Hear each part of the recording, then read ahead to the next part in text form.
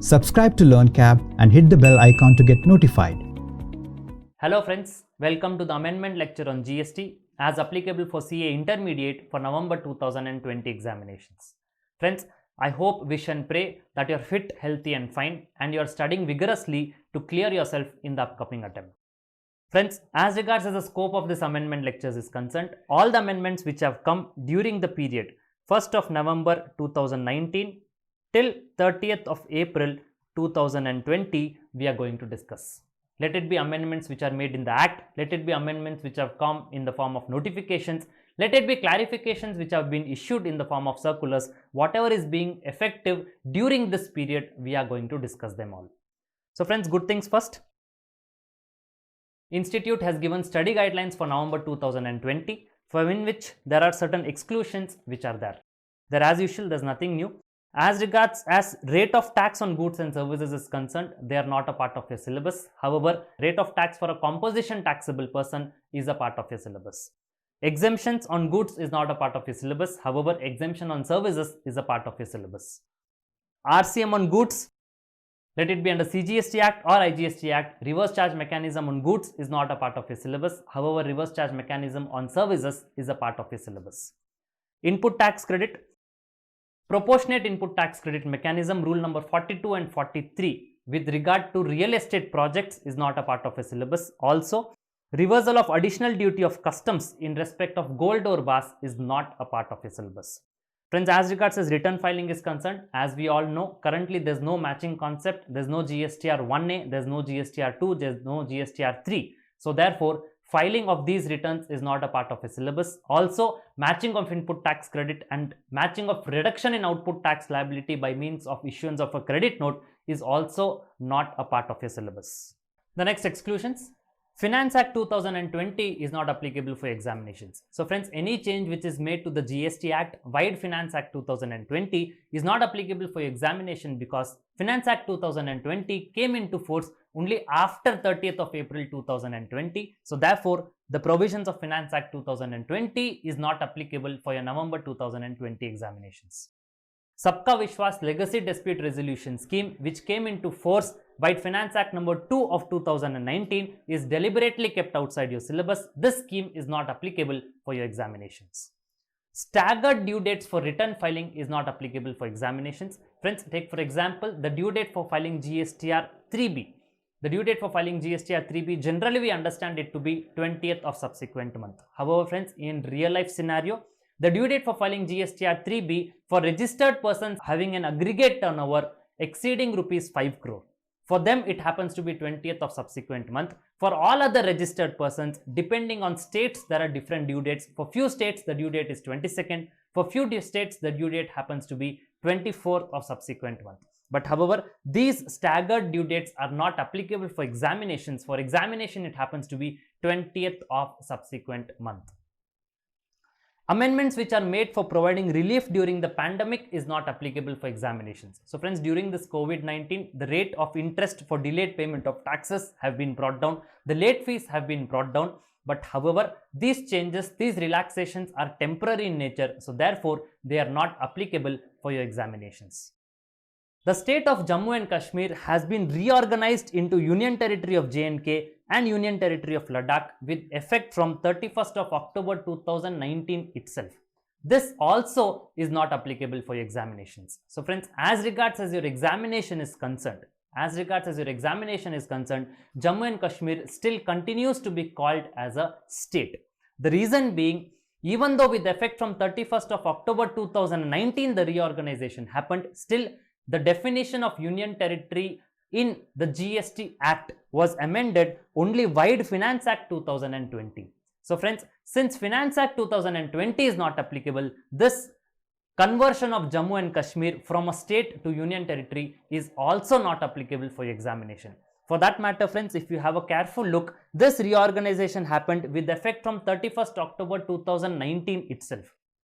So therefore, friends, this should have been made applicable even for your May 2020 attempt, of course, which got cancelled. But even for the statutory update of May 2020 attempt also, this change was not there because Parallelly, GST Act did not get amended. That amendment happened in GST Act only through your Finance Act 2020, which is not applicable for your November 2020 examinations. So therefore, as far as your examination is concerned, Jammu and Kashmir happens to be a state. Now friends, before starting,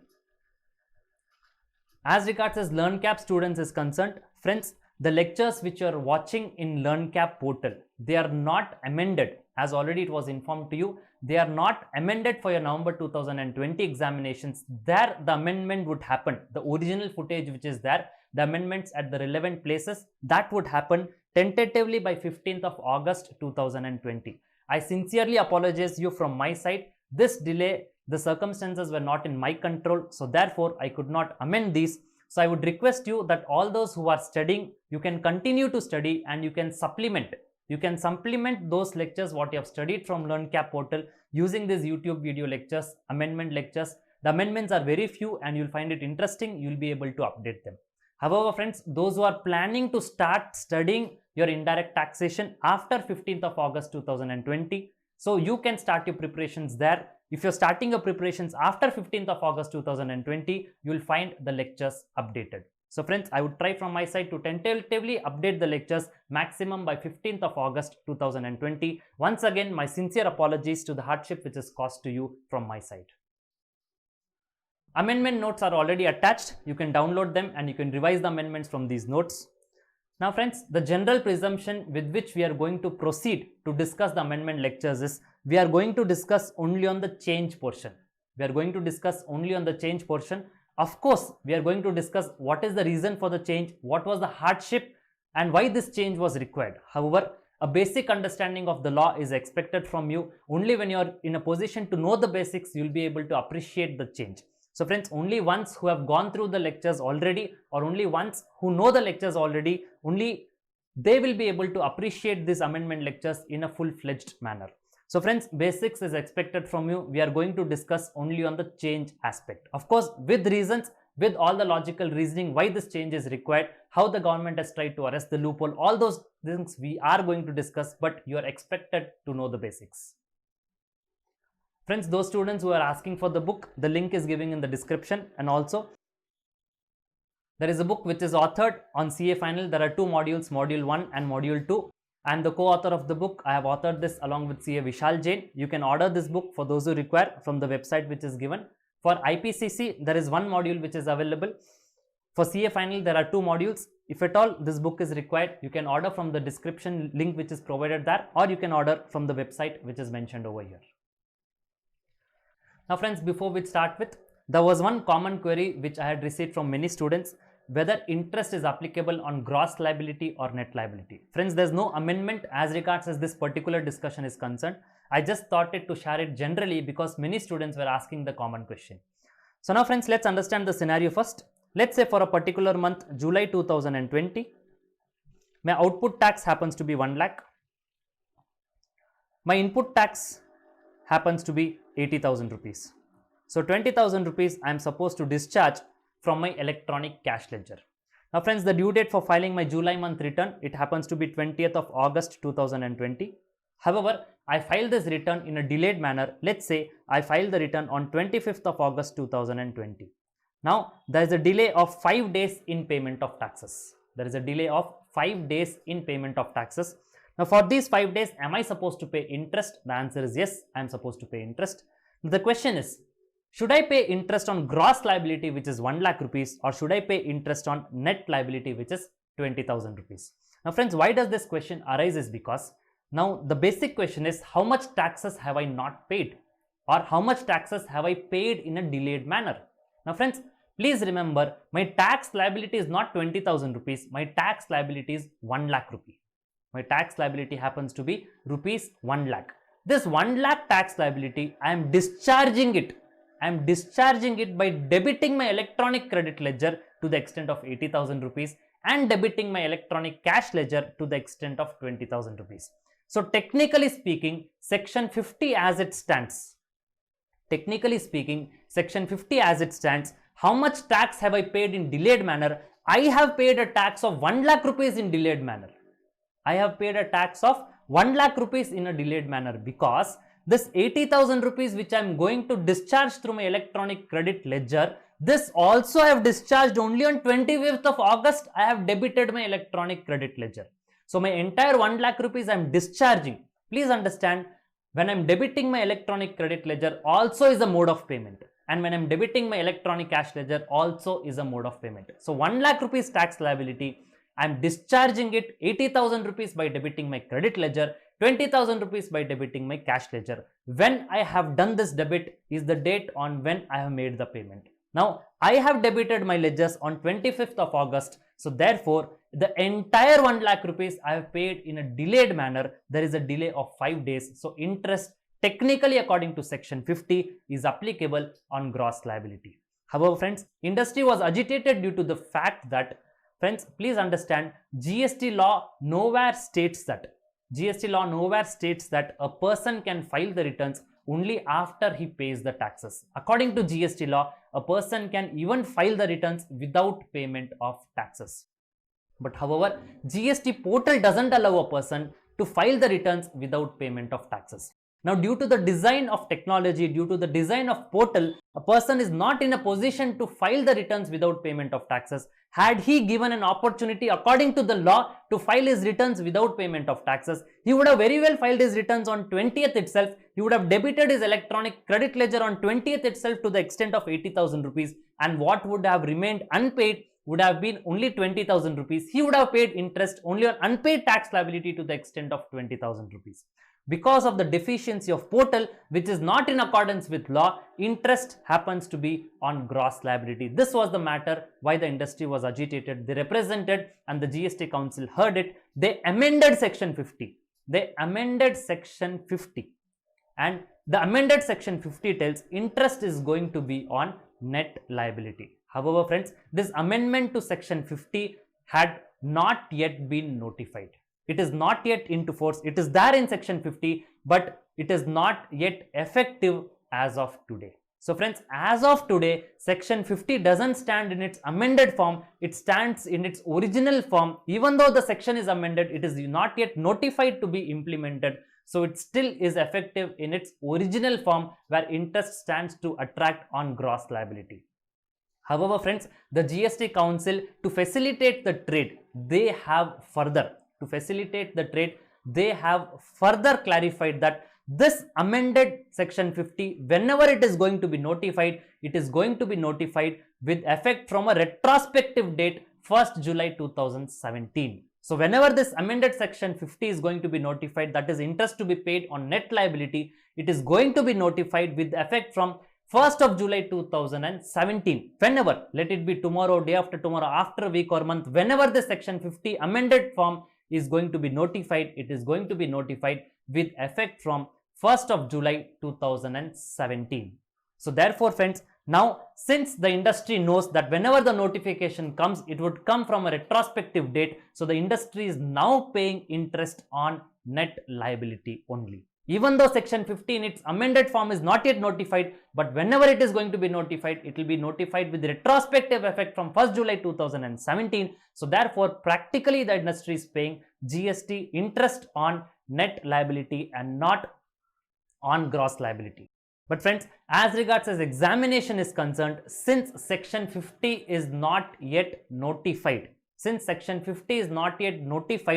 even though it will come in retrospective manner, as of today up to 30th of April 2020, it is not notified. So therefore, the interest has to be on gross liability as regards as examination is concerned. But in real life, the industry pays interest on net liability because of the commitment which is given by the GST Council that whenever this is going to be notified, it is going to be notified with retrospective effect. So friends, the conclusion of this discussion is, for examination interest, you are going to treat it on gross liability. Friends, I would like to start the lecture series by telling you a story, short story.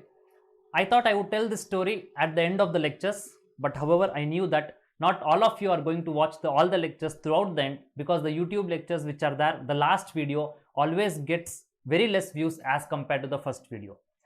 So it is for them who are not going to watch this story in its entirety. I thought I would start this lectures with a story. So friends, once Lord Indra was not happy with some of the farmers. some of the farmers who were living in a village. Lord Indra was not happy. So he gave a curse to them. He pronounced that there is not going to be any rainfall for 12 years and you not be able to grow crops for 12 years down the line. So the villagers become very upset. They got disappointed. They begged Lord Indra for forgiveness. Now the Lord amended his pronouncement and he told that you would get rainfall only if Lord Shiva plays his Damru. You would get rainfall, the rains would fall only if the Lord Shiva plays his Damru. Now friends, the villagers went to Lord Shiva, but before the villagers could go to Lord Shiva, Lord Indra had secretly told Lord Shiva that you do not play Damru. That even if the villagers request you, you do not play Damru. So now friends, when the villagers came to Lord Shiva told that I would be playing Damru only after 12 years. I would be playing Damru only after 12 years. So these villagers came back to their village disappointed. They made up their mind that anyways rain is not going to come for 12 years. So they thought that they will be waiting for 12 long years for the rain to come and for the crops to grow. So friends, 3 years passed on, the villagers were waiting, but there was one person in the village. There was one person in the village who was regularly sowing the seeds, giving manure to the soil and carrying out all the process of farming. Now all the other villagers, they laughed at this person. They laughed at this person saying that when you know that it is certain that the rain is not going to come for 12 years, why are you wasting your energy and time? Why are you doing this process of farming? When the rain is not going to come for 12 years, anyways the crops are not going to grow. The villager replied that I know that the rains are not going to come for the next 9 more years. 3 years have already lapsed. But I'm just doing this so that I do not lose the habit of, or I do not forget the process of farming. I'm doing this just as a matter of practice. So whenever after 12 years or after 9 years from now, when the rain is going to come, after 9 years from now, at that point of time, I should not forget the process of farming. So therefore, as a matter of practice, I'm doing this. So whenever the rain comes after 9 years, immediately I can be ready, fit and fine, and I can start the process of farming and I could yield the good results. Now friends, this argument of this villager was liked by Goddess Parvati. This version of argument of this farmer was liked by Goddess Parvati, and she also told Lord Shiva that what if even you forget to play the Damru after 12 years? Why don't you practice? Now friends, the innocent Lord Shiva anxiously, just to check whether he knows to play the Damru or not, he played the Damru and rains fell. Now when the rain came, that particular farmer who was already ready with this field, he grew the crops and all the other farmers were disappointed. So now friends, what we would try to understand by this is, even though there is no normalcy now, normalcy sooner or later is going to come. So till such time the normalcy come, let us all sharpen our skills. Let us all not leave the process of learning. Let us continue to learn so that whenever normalcy returns, we are in a better position. We have upgraded our skill sets. We have learned even more and we could aggressively and vigorously come out with all the odds and clear our examination in the very first attempt. I wish you all the very best and happy learning for the lectures to continue. Changes in the reverse charge notification. Friends, there's a change in the entry of renting of motor vehicles. Renting of motor vehicles which are designed to carry passengers, there is a change. The entry has been replaced. Now friends, just a brief background. First we'll try to understand what was the issue which was there in the earlier entry which called for a change. Now friends, as regards as renting of motor vehicle is concerned, there are two rates of taxes. Renting of motor vehicle which is designed to carry passengers, there are two rates of taxes. One is it is 5% without input tax credit. Another one, it is 12% with input tax credit. I repeat again, one it is 5% without input tax credit. The second one is 12% with the benefit of input tax credit. However, in case of 5% without input tax credit, there's one exception which is there. That is, input tax credit of same line of business can be taken. Let's suppose I'm renting my motor vehicle to you and in turn I take this motor vehicle on rent from someone else. He would have charged me GST. That input tax credit is available to me even in 5% without input tax credit option. Now friends, as regards as renting of motor vehicle is concerned, if the supplier happens to be a person other than a body corporate and if the recipient happens to be a body corporate and if the supplier has chosen this option, as we discussed, there are two options, 5% without ITC and 12% with the benefit of ITC. If the supplier happens to be a person other than body corporate, the recipient happens to be a body corporate and if the supplier has chosen this option of 5% without input tax credit, this was there under reverse charge mechanism. That is, the body corporate had to pay GST under reverse charge mechanism. Naturally, friends, this option of 12%, if the supplier happens to be a person other than the body corporate, the recipient happens to be a body corporate, and if the supplier is choosing 12%, here naturally the government cannot keep it under reverse charge mechanism, for the logical reason that even if this category, if the supplier chooses to pay GST at 12%, if the supplies are given to a body corporate and if it is kept under reverse charge mechanism, the benefit, indirectly the benefit of input tax credit is again taken away from the supplier. Now you can question as to how. Now say for example, I am a supplier who is renting the motor vehicle to a body corporate and I am opting to pay GST at the rate of 12%, and if this supply is kept under reverse charge mechanism and if the body corporate pays this GST under RCM, in such a case, even otherwise I am denied the credit, because if you could remember in rule number 42 and 43, any supplies which are liable to be taxed under reverse charge mechanism is included in the value of exempt supply. It is included in the value of exempt supply. Now friends, when I supply you renting of motor vehicle services, and if I am choosing upfront to charge you 12%, and if this is kept under reverse charge mechanism, I am anyhow denied credit, because since my services are attracting RCM, this will be included in the value of exempt supply. And then when I am going to calculate the proportionate credit mechanism under 42 and 43, even though I have opted 12%, indirectly my credit gets blocked. So therefore friends, as regards as renting of motor vehicle was concerned, it is 5% without ITC. This aspect alone was kept under reverse charge mechanism. Now friends, let us read with this background of two different rates, let us now read the entry which stood prior to the amendment, and let us analyze what problem did the wordings of those entry cause. So this is the entry which was there prior to the amendment. This entry is being replaced due to the amendment. So service provided by way of renting of a motor vehicle provided to a body corporate. Supplier is a person other than the body corporate who's paying central tax at the rate of 2.5%. Who's paying central tax at the rate of 2.5%. These wordings are very, very important. On renting of motor vehicles with input tax credit only of input services in the same line of business, the recipient happens to be a body corporate located in the taxable territory. This was liable to be taxed under reverse charge mechanism. Now friends, let's take examples to analyze what issue did this entry cause. Let's say Mr. Basha is a registered person. He is renting his motor vehicle to Infosys Private Limited. He has opted to pay 12% GST. Now friends, we'll analyze all these three examples in two scenarios. One is before amendment and one is after amendment. Still, we have not looked into the entry which has replaced the old entry. We are just analyzing the old entry. Mr. Basha is a registered person who is renting his motor vehicle to Infosys Private Limited. He has opted to pay 12% GST. Now friends, since he has opted to pay 12% GST, in the old entry also, this was not liable to be taxed under reverse charge mechanism. It was under forward charge mechanism because he opts to pay GST at the rate of 12%. Example number 2. Mr. Basha is a registered person who is renting his motor vehicle to Infosys Private Limited. He has opted to pay 5% GST without input tax credit. Now friends, the supplier happens to be a person other than the body corporate. The recipient happens to be a body corporate, and the supplier has chosen to pay GST at 5% without ITC. Out of the two rates, he opts to pay GST at the rate of 5% without ITC. Now since all the conditions are being satisfied, supplier happens to be a person other than the body corporate, recipient is a body corporate, and he opts to pay GST at the rate of 5% without ITC. This was liable to be taxed under reverse charge mechanism. So the body corporate would be paying GST at the rate of 5% under RCM. The third case. Now Mr. Basha is an unregistered person. Mr. Basha is an unregistered person who is renting his motor vehicle to Infosys Private Limited.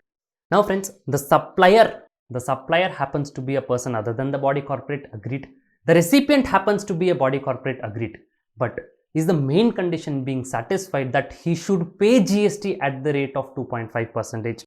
So let's have a look. It tells you any person other than a body corporate who's paying central tax at the rate of 2.5%. So it is central tax 2.5, state tax 2.5, totally to 5%.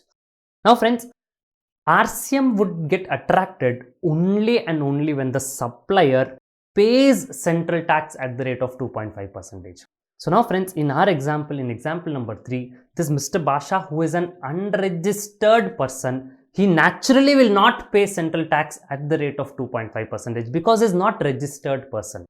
So now friends, since he is not a registered person, he would not pay, rather he would not pick up any of the options. Since he is not a taxable person at all, he would neither pick up the option of 5% without ITC, nor would he pick up the option of 12% with ITC. So in this case, this unregistered person, when he supplies services to a body corporate, because of the wordings of the notification, this service did not attract RCM. This service did not attract RCM. However, the intention of the lawmakers was also to cover unregistered suppliers who are supplying services to a body corporate, that also to be taxed under reverse charge mechanism. So friends, before amendment, this was the lacuna. This was not getting covered under the RCM notification because the supplier happened to be an unregistered person, and the wordings were only if a person other than the body corporate pays central tax at the rate of 2.5%. Since he is an unregistered, naturally he would not pay. Therefore, he was outside the notification. So friends, the amendment which has happened is, now they have changed the wordings. They tell you any person other than a body corporate who supplies the services to a body corporate and who does not issue an invoice charging central tax at the rate of 6% to the service recipient. So 6% CGST, 6% SGST, it happens to 12%. So now friends, the wordings are drafted in a negative manner. Earlier they told that RCM would apply only when the supplier pays GST at 5%. Now they tell you RCM would get attracted if the supplier does not pay 12%. So if the supplier does not pay 12%, RCM would get attracted. So now friends, let's have a look at the examples again after amendment. Mr. Basha is a registered person. He rents his motor vehicle to Infosys Private Limited. He has opted to pay 12% GST. So naturally, RCM would not get attracted since he is paying GST at the rate of 12%. Mr. Basha is a registered person. He rents his motor vehicle to Infosys Private Limited. He has opted to pay 5% GST without input tax credit. So now friends, here naturally this would attract RCM even after the amended wordings. So the amendment has not impacted the first two cases. Let's have a look at the last case. Mr. Basha is an unregistered person who rents his motor vehicle to Infosys Private Limited. Now friends, he happens to be an unregistered person. Since he happens to be an unregistered person, let's have a look at the wordings. Does he issue an invoice?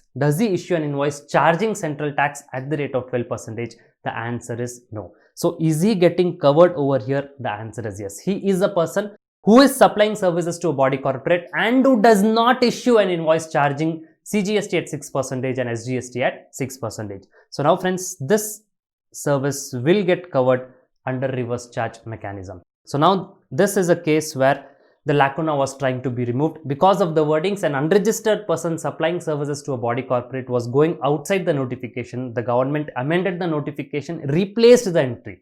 And friends, the intention of the government from the beginning was always to charge even unregistered person supplies under reverse charge notification. However, it was not forthcoming from the wordings, so therefore they replaced the entry, and since it is clarificatory in nature, this would have retrospective effect. It means it is as good as this entry in its original form itself was in this fashion, where even an unregistered person supplies services to a body corporate, that also is to be taxed under reverse charge mechanism. The next change in registration. Friends, we know the flow of registration. Section 23. If you're a person who is covered under section 23,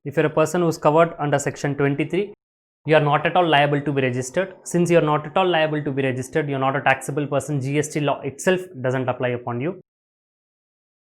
If you are not covered under section 23, please check section 24. If you are covered under section 24, get yourself registered immediately because it is the case of compulsory registration.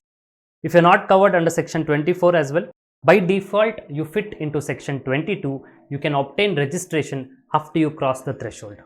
And if you do not want to follow any of these, under section 25 subsection 3, you can get yourself voluntarily registered.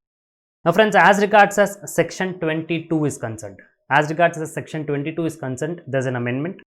Now friends, first the basics of section 22, we are just brushing up the basics. Section 22 subsection 1 tells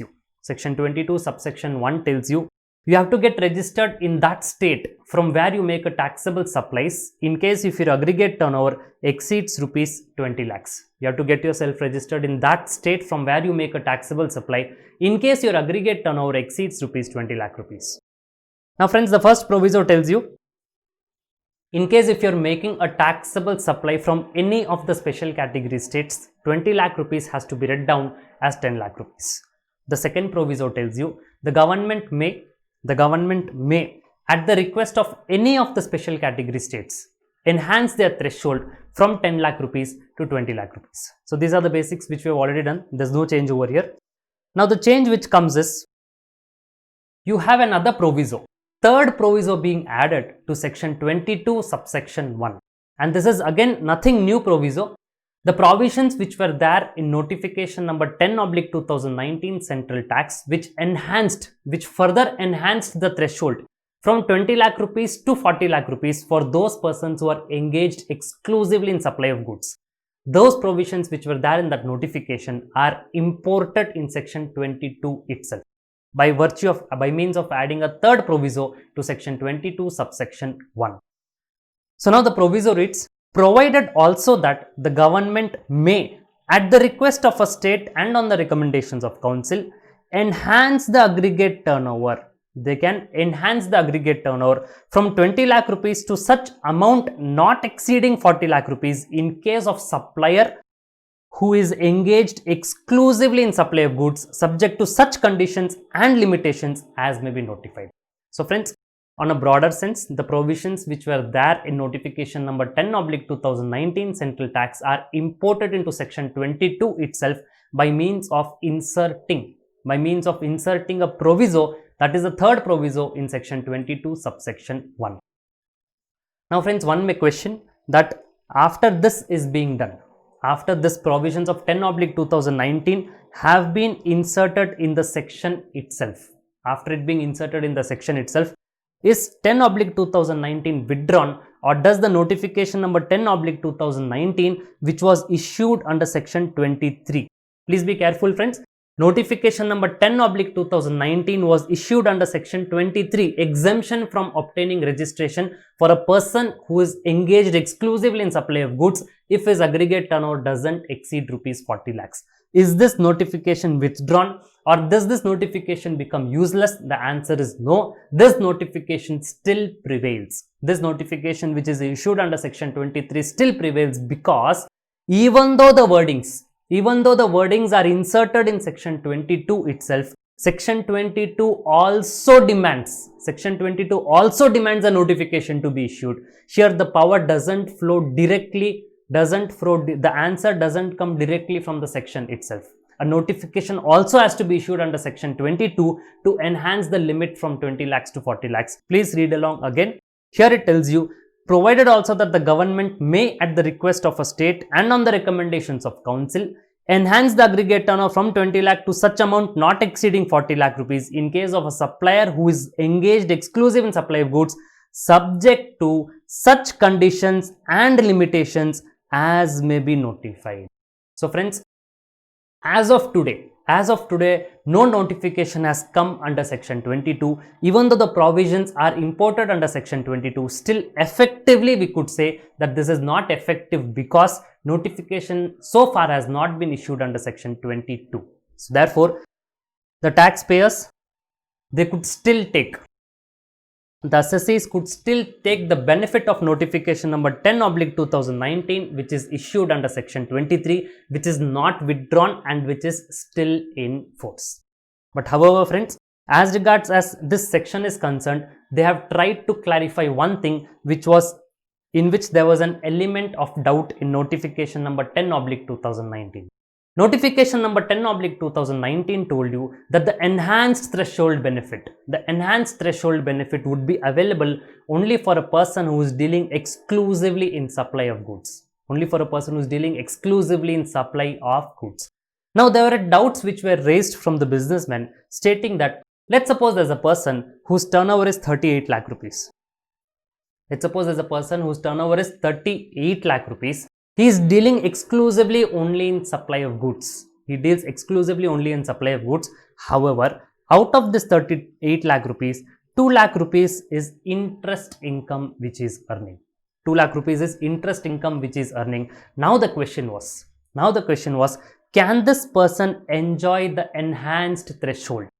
Can this person enjoy the enhanced threshold? Because now he cannot be said to be a person who is dealing exclusively in supply of goods. He cannot be said to be a person who is dealing exclusively in supply of goods, because he is also receiving consideration in the form of interest, wherein the supply was a supply of service by means of extending money or by means of giving money to other people. So now therefore friends, the question which was there in notification number 10/2019 was, a person who is earning interest income, will he also be called as a person who is dealing exclusive in supply of goods? There was an element of doubt. There was no clarification of the government in that aspect. However, things seems to be clarified as regards as section 22 subsection 1 is concerned. Here they have inserted an explanation. So this explanation reads it: for the purposes of this subsection, a person shall be considered to be engaged exclusively in supply of goods, even if he is engaged in exempt supply of services provided by way of extending deposits, loans and advances, insofar as the consideration is represented by interest or discount. Friends, please be very, very careful with the wordings. They do not tell that if you're supplying any exempt service.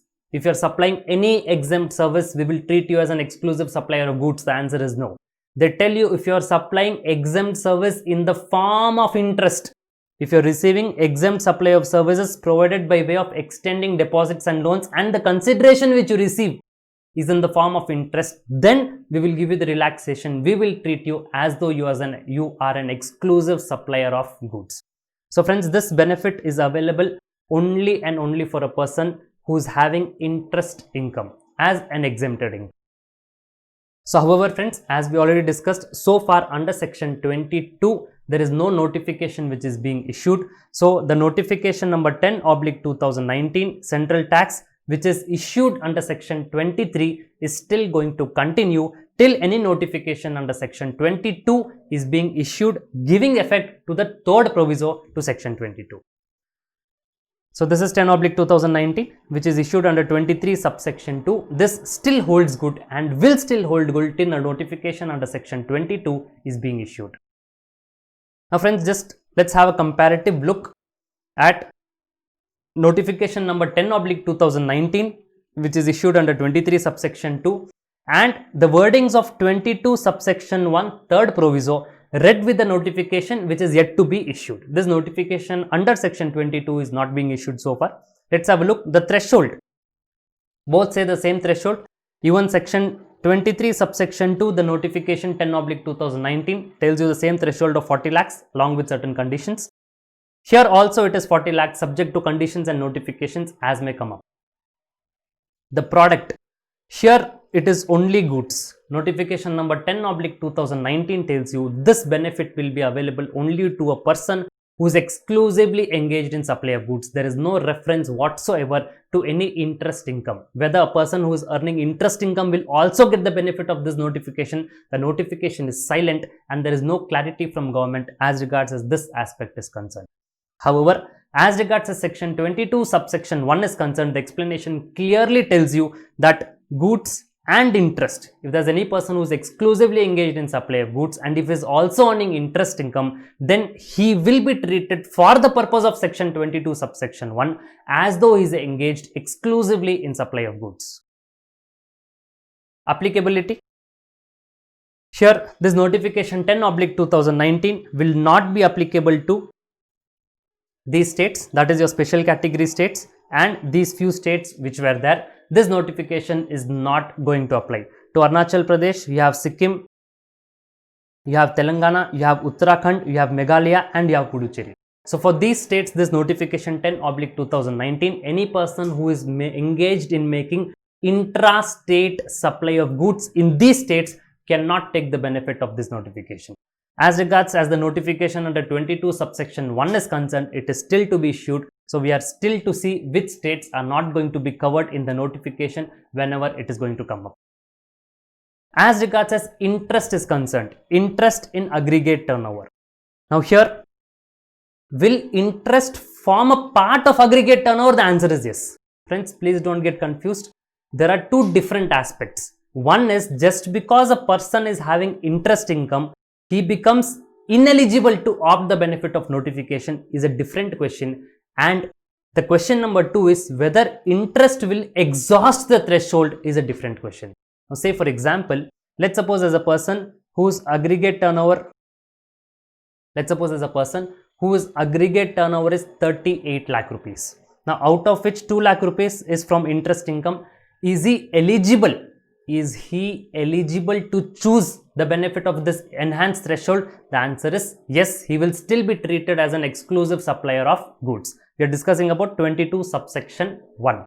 Let's say there's a person whose total turnover is, let's say, 42 lakh rupees. Let's suppose there's a person whose aggregate turnover is 42 lakh rupees and out of which, let's say, 3 lakh rupees is from interest income. Person's aggregate turnover is 42 lakh rupees, out of which 3 lakh rupees is from interest income.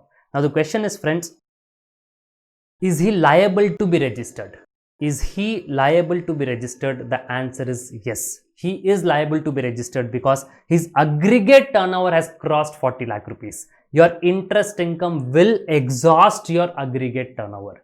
Even though you do not become ineligible to choose the enhanced threshold of 40 lakh rupees, that is a different scenario, and your interest income exhausting your threshold is a different scenario. As regards as interest income exhausting your threshold is concerned, even though 3 lakh rupees is included in this 42 lakh rupees, aggregate turnover still is 42 lakh rupees. You are liable to be registered even under 22 subsection 1. Interest will exhaust your threshold limit. So as regards as will your interest be counted while you are computing your aggregate turnover? The answer is yes for 10/2019. It is also yes for section 22 subsection 1. Another change in the area of registration. Now friends, as regards as ease of doing business is concerned, if there is one area where the ease of doing business is very evident, it is in the area of registration. Now if you compare pre-GST laws and if you compare GST laws, the registration process has simplified to a larger extent. In the pre-GST law, if a person had to get himself registered, let's suppose either in excise or he wants to get registered in service tax or he wanted to get registered in VAT, on submitting of application, registration would have been given to him only after the place of business has been physically verified. The place of business and the person in charge has been physically verified by the officer. Only thereafter the registration was granted to the business. However, in order to improve the ease of doing business, registration is quickly granted within a period of 3 working days, and physical verification either of the person or of the premises, if any, even if it has to be done, it has to be done only after granting the registration. Any physical inspection to be done only after granting the registration. So here the registration process became quite simple in GST. Now, this simple process of registration, there were many people who took undue advantage. There were many people, or there are still many people who are taking undue advantage of this registration process. So there is something called as fly-by-night operators. Fly-by-night operators. So they take registration quickly using the system to its advantage. They take registration quickly. They raise fake invoices. They take registration quickly. They create a number of shell companies. They create a number of fake companies. They create fake invoices. They raise fake invoices, and input tax credit is being passed on to the other recipients. Say for example, quickly a person takes registration. He creates a number of dummy companies. He takes registration quickly, taking advantage of the system. He gets himself registered in 3 days. Thereafter, he just files his GSTR 1. He may not even file GSTR 3B, and the credit is being transferred to another shell company. Likewise, from one shell company to another company, a series of shell companies being created, and thereafter the credit gets transferred, creating a huge revenue loss to the government. Any fake invoice racket which the government has found out, it is always for a minimum number of crores. It is at least 100 of crores for which the fake racket is being busted by the government.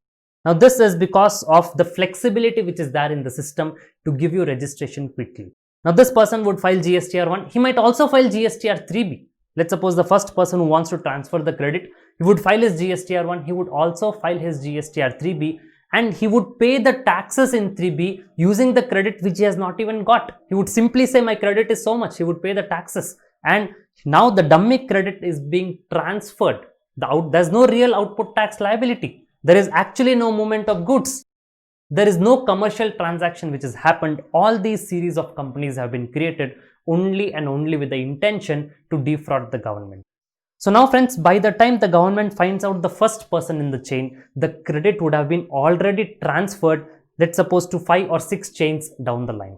So by the time the government finds out this person, and to the government's surprise, it is being found out that this person is not even aware that a registration has been taken in his name. So there are all dummy IDs which are created and registration is taken on a fake basis. So in order to arrest this, the first step which the government has taken is started from registration. Now they have made Aadhaar number compulsory if a person wants to obtain registration. So with this intention to check the menace of fake invoicing, the government has strengthened the registration process by making Aadhaar authentication compulsory.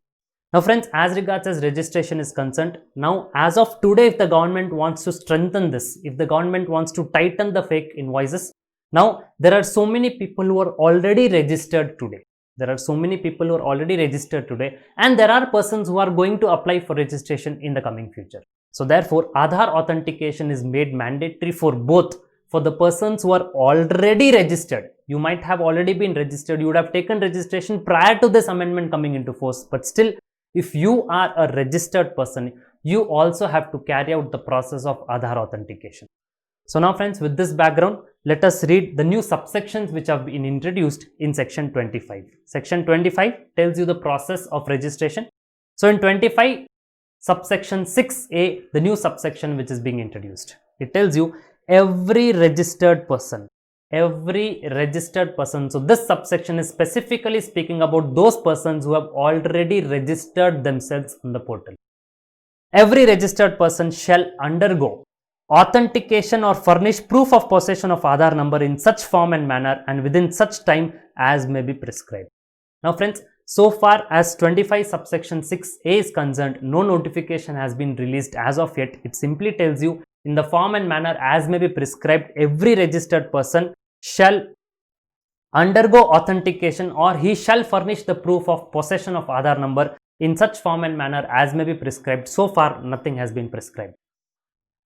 Provided that if the Aadhaar number is not assigned, let's suppose the registered person is not having an Aadhaar number, the government will give you alternative means of authenticating himself. So this authentication, this alternative means is obviously going to be physical verification of the person and physical verification of the premises. Now friends, here also so far nothing has been, no alternative means has been provided, but whenever it is going to come, it is going to come this only. It is going to be physical verification of the person as well as the premise. So friends, 25(6)(a) tells you every registered person has to authenticate his Aadhaar number. The second proviso tells you, in case if a person is failing to do so, in case if a person is failing to undergo authentication or is failing to furnish the proof of possession of Aadhaar number, then it would be treated, his registration itself is invalid. It would be treated as though the person is an unregistered person and all the provisions of the act would apply as if he is an unregistered person. That means he cannot collect taxes from any other person. He cannot issue tax invoice. Even if he is issuing a tax invoice, the recipient cannot be in a position to take credit if a person fails to authenticate, if a registered person fails to authenticate his Aadhaar. So 25(6)(a) is for existing registered persons. 25(6)(b). On and from the date of notification, this date of notification is with effect from 1st of April 2020. So on and from the date of notification, every individual, please understand this 25(6)(b) is talking about individual. Every individual shall, in order to be eligible for grant of registration. Now this is talking about new registrations being taken. 25(6)(a) was for existing registrations. 25(6)(b) is for new registration which is taken by an individual. On and from the date of notification, every individual shall, in order to be eligible for grant of registration, they will undergo authentication or furnish the proof of Aadhaar number in order to be eligible for obtaining registration. So without Aadhaar number, prima facie, you will not be eligible to get yourself registered under the GST law. However, for those persons who are not in possession of an Aadhaar number, they will be given an alternative mechanism to authenticate themselves, and that alternative mechanism also has been notified. It is nothing but the physical verification of the premises, and that is your place of business, and the physical verification of the person himself. 25(6)(c). Now friends, as regards as 25(6)(b) is concerned, it covers only individual. As regards as 25(6)(b) is concerned, it covers only natural persons, that is individual. But of course, under GST, even persons other than the natural persons, that is your partnership firm, your body corporates, even they would apply for registration. So for them also, the process of authentication has been given, 25(6)(c). On and from the date of notification, every person other than an individual shall, in order to be eligible for grant of registration, undergo authentication or proof of possession of Aadhaar number of the Karta, the managing director, whole-time director or such number of partners, members of managing committee of association, board of trustees, authorized representatives or authorized signatories. So friends, in simple terms, as regards as 25(6)(c) is concerned, it is Aadhaar authentication for non-individuals. The authorized representatives or the authorized signatories have to authenticate their Aadhaar in order the non-individual becomes eligible for registration. Now in case if they do not possess an Aadhaar number, the government is going to give you alternative means, and the alternative means is already given. We are going to see the rules in which the alternative means are given. The alternative means is the physical verification of premises, that is the place of business, along with the physical verification of the person. Now friends, one interesting observation which is there, as regards as new registrations is concerned, in 25(6)(b) and in 25(6)(c), for new registrations, the government has covered both individuals as well as non-individuals who are going to apply for registration. But however, if you have a careful look at 25(6)(a), it doesn't cover non-individuals. It tells you every registered person shall undergo Aadhaar authentication, agreed, but here the Aadhaar authentication is the person who is applying for registration should be in possession of an Aadhaar. Here the authorized signatories, the authorized representatives are not covered, as it is covered in 25(6)(c), as it is covered under 25 subsection 6(c). Now what is the intention of the government? Is the intention of the government to cover only as regards as existing registered persons are concerned? Does the government wants to cover only individuals and not authenticate non-individuals? And as far as new registrations is concerned, the government wants to authenticate both individuals as well as non-individual registrations. There is still clarity yet to come, but from the bare wordings of the section, 25(6)(a) doesn't have any provision to authenticate the Aadhaar numbers of authorized signatories or the authorized persons. As regards as new registrations is concerned, in 25(6)(c), the government has covered non-individuals. In 25(6)(b), the government has covered individuals. Now Rule 8, Sub-Rule 4A. Now this is the process of authentication which is there. Aadhaar authentication will be required for an applicant other than. So whenever a person is going to apply registration, when he is going to fill up Part B of Form GST REG 01, an OTP will be going to his mobile number which is registered in his Aadhaar number. To that he has to validate the OTP and he can authenticate his Aadhaar and he can provide the possession of Aadhaar number which he is having. So Rule 8 Sub-Rule 4A tells you that whenever an applicant is making his registration filling Part B of Form REG 01, he has to authenticate his Aadhaar. So Aadhaar authentication is required for whom? 8 Sub-Rule 4A tells you Aadhaar authentication is required for an applicant other than. Aadhaar authentication is required for an applicant other than non-resident taxable person, tax deductor, tax collector, OIDR supplying services to non-taxable online recipient.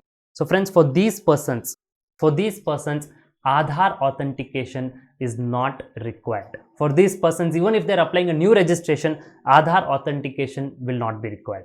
Now friends, as regards as registered persons are concerned in GST, registered persons, there could be taxpayers, there could be tax deductors and tax collectors, and there could be tax distributors. Registered persons in GST, you can have taxpayers, you can have tax deductors and tax collectors, that is your TDS and TCS, and you can have tax distributors, that is input service distributor, for whom you do not require Aadhaar authentication. Even if you are applying a new registration, is tax deductors and tax collectors, Aadhaar authentication is not required. Now friends, as regards as taxpayers is concerned, you can have, let's suppose for taxpayers, you can have an OIDR who's supplying services from a non-taxable territory. You can have a non-resident taxable person. You can have a person who is paying taxes under Section 10. You can have a person who is paying taxes under Section 10. You can have a person who is paying taxes under Section 9. So here it could be a regular person and he could be a casual taxable person. He could either be a regular person or he could be a casual taxable person. Note of all these players who are there in the GST ecosystem. You have taxpayers, you have tax deductors, tax collectors, you have tax distributors. How many registrations does demand an Aadhaar authentication? Here, as regards as tax distributors is concerned, yes, Aadhaar authentication is required, because 848 tells you any applicant other than NRTP, TDS deductor under 51, TDS collector under 52, OIDR supplying services to NTOR, other than these persons needs to get their Aadhaar authenticated. So friends, a tax distributor, any person who is applying registration as an input service distributor needs to get his Aadhaar authenticated. Tax deductor, tax collector, it is not required. As regards as taxpayer is concerned, OIDR person not required, NRTP not required. OIDR is not required, NRTP is not required, Section 10 yes required, casual taxable person required, regular person required. So these persons have to authenticate their Aadhaar. And friends, the exclusion is very, very logical. There is nothing which is illogical.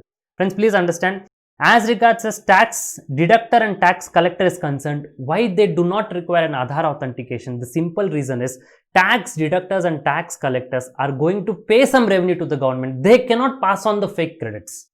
Tax deductors and tax collectors, they cannot pass on the fake credit. Rather, their responsibility is to deduct the taxes and then pay to the government.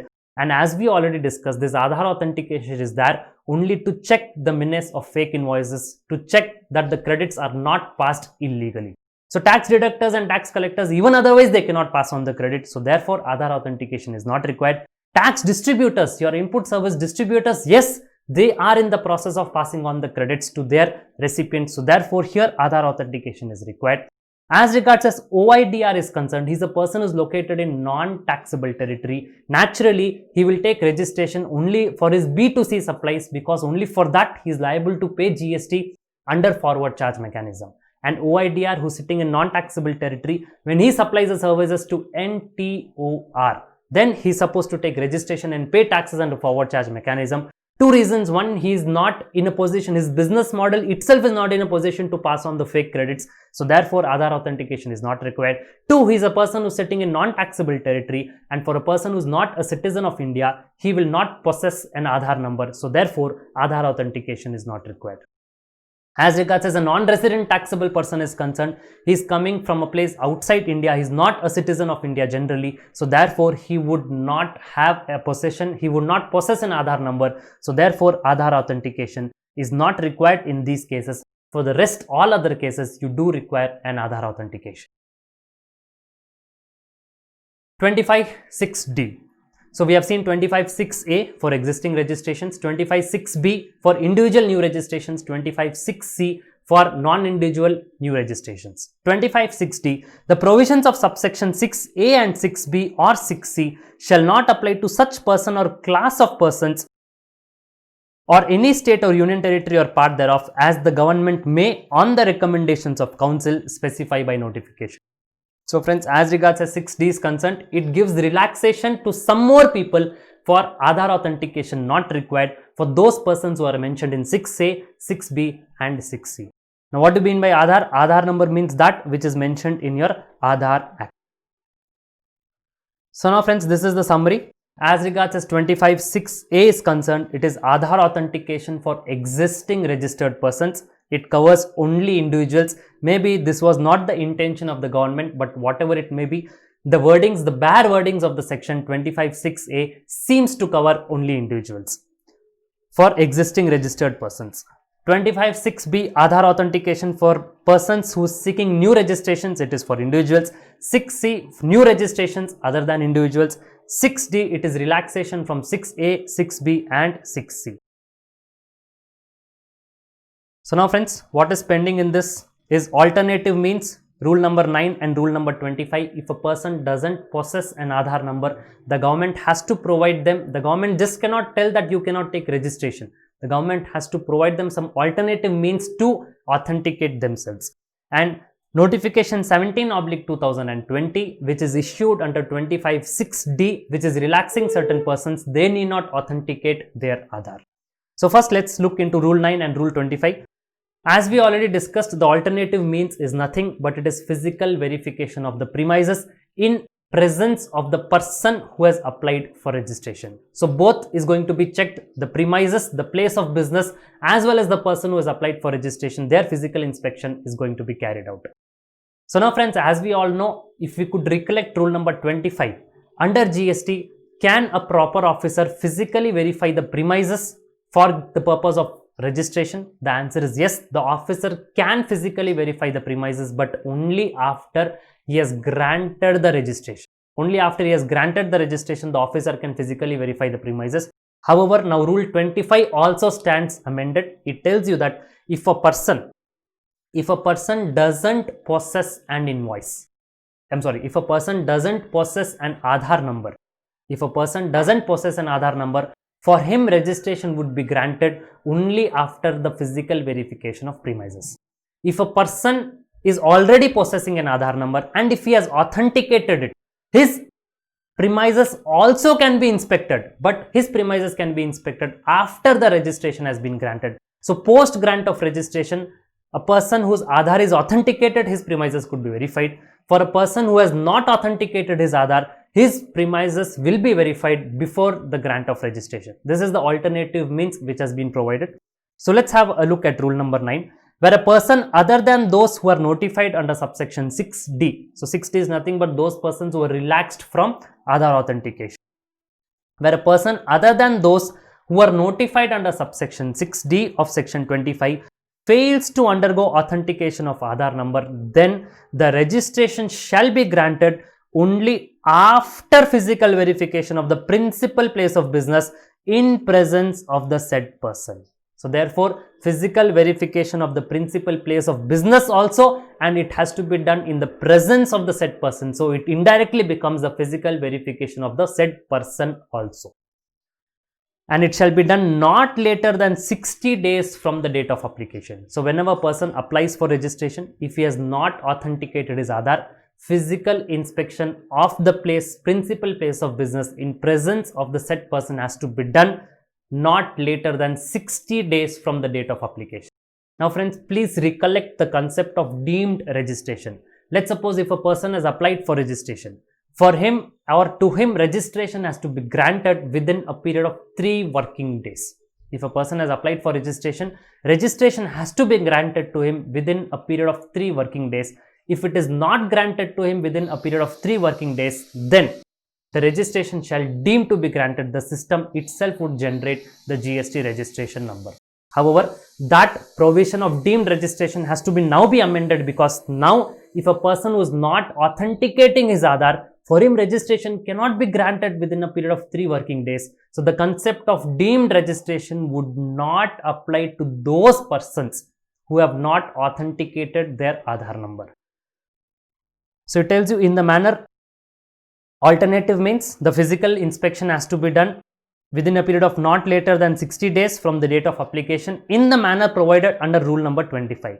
So rule number 25 just tells you that for non-authenticating the Aadhaar, physical verification before granting of registration. Other cases, physical verification after granting the registration. You have to go over there, physically inspect the premises, upload the documents and photographs within a period of 15 days from the date of doing or carrying out the physical inspection. This is what is mentioned in rule number 25.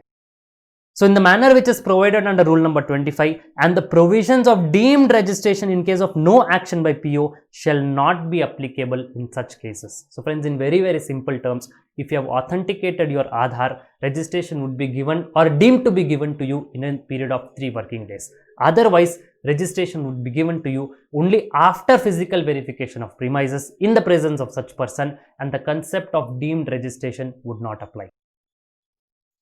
Physical verification rule number 25, where a proper officer is satisfied that the physical verification of place of business is required due to failure of Aadhaar authentication before the grant of registration or for any other reason after the grant of registration. The officer has got all right to access your premises for the purpose of registration, but in case if there is a failure to authenticate the Aadhaar, this inspection will be prior to grant of registration. In all other cases, if he still feels, even though Aadhaar is authenticated, still he feels that no, he does require an access to the physical premises, he wants to verify once, then he can still do so, but he can do so only after granting the registration.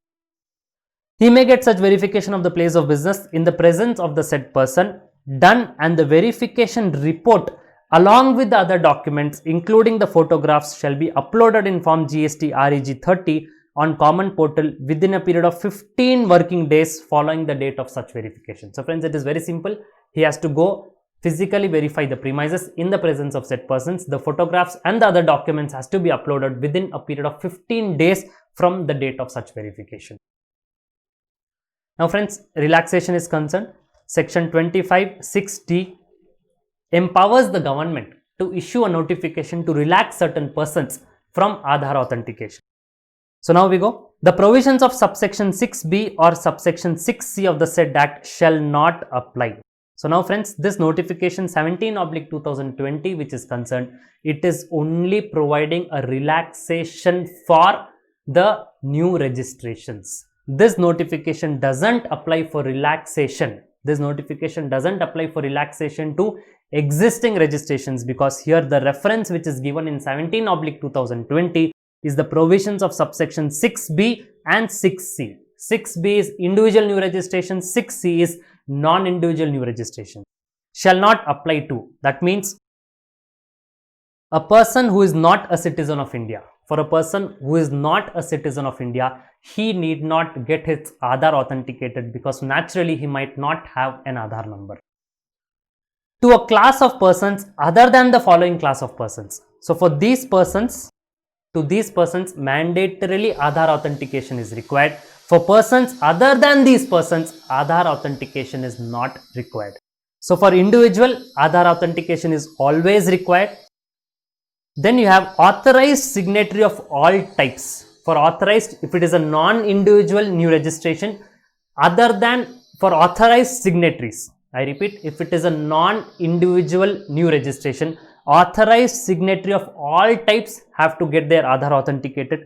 The managing and authorized partner, has to get its Aadhaar authenticated. The Karta of a HUF has to get its Aadhaar authenticated. So now friends, let's pose few questions. Let's say a partnership firm wants to apply for a new registration.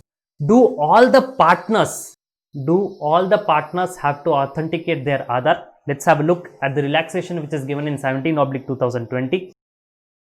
It tells you, to a class of persons other than the following class of persons, Aadhaar authentication is not required. And here it tells you managing and the authorized partner. So only the managing partner or the authorized partner needs to get his Aadhaar authenticated. The other partners need not get their Aadhaar authenticated. Question number 2. Does a director of a private limited company who is not an authorized signatory for the purpose of GST, a director of a private limited company who is not an authorized signatory for the purpose of GST, should he also get its Aadhaar authenticated? The answer is no. He need not get his Aadhaar authenticated, because here it tells you authorized signatory of all types alone needs to get their Aadhaar authenticated. Do the directors of private limited companies who are not the authorized signatory, are they required to get their Aadhaar authenticated? The answer is no. Please read the wordings again carefully. It tells you the provisions of 6B or 6C shall not apply to. The provisions of 6B and 6C shall not apply to a class of persons other than the following persons. So for these following persons, Aadhaar authentication is required. For other people, Aadhaar authentication is not required. So friends, a director of a private limited company or any director of a company, if he is not the authorized signatory for the purpose of GST, for him, Aadhaar authentication is not required. So friends, as regards to 6A is concerned, this is the simple summary. 6A, Aadhaar authentication for existing registered persons. 6B, individual new registrations. 6C, it is non-individual new registration. 6D, it is relaxation from 6A, 6B and 6C. If a person doesn't possess Aadhaar authentication, alternative means he has to get himself authenticated, and the alternative means is physical verification of premises. If you do not possess an Aadhaar, registration would be granted to you only and only after physical verification of premises in the presence of said person. Subscribe to LearnCap and hit the bell icon to get notified.